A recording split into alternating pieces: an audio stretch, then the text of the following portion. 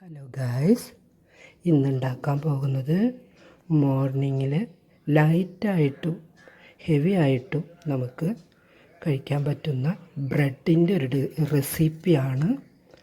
Bread നമ്മൾ പിഴിഞ്ഞ് വെള്ളത്തിൽ കുതിർത്ത് ഇതുപോലെ ആക്കി മാറ്റി വയ്ക്കണം. അതിലേക്ക് അരിഞ്ഞ് വെച്ചിരിക്കുന്ന വെള്ളം പിഴിഞ്ഞ് മാറ്റി വയ്ക്കണം കേട്ടോ. അതിലേക്ക് നമ്മൾ ക്യാരറ്റ് ഇതുപോലെ അരിഞ്ഞത്, പിന്നെ ഇത് ഉള്ളിയുടെ തണ്ടാണ് കേട്ടോ, പിന്നെ സവാള കുനുകുനുന്നെ അരിഞ്ഞത് ചേർത്ത് ഇങ്ങനെ പിഴിഞ്ഞ് വെച്ചിരിക്കുന്നു. ഇതിലേക്ക് നമുക്ക് സ്പെഷ്യലായിട്ട് വേണ്ടത് മുട്ടയാണ്. ആ മുട്ടയുടെ വെള്ളയാണ് കൂടുതലും നമുക്ക് ആവശ്യം. വെള്ളയാണ് ഇതിലേക്ക് ഞാൻ ഒഴിച്ചിരിക്കുന്നത്. വെള്ള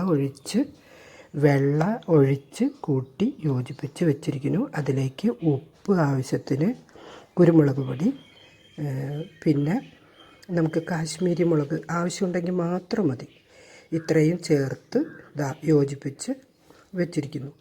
ഇനി നമുക്കിത് ചുട്ടെടുക്കണം. തവയിൽ ഒരു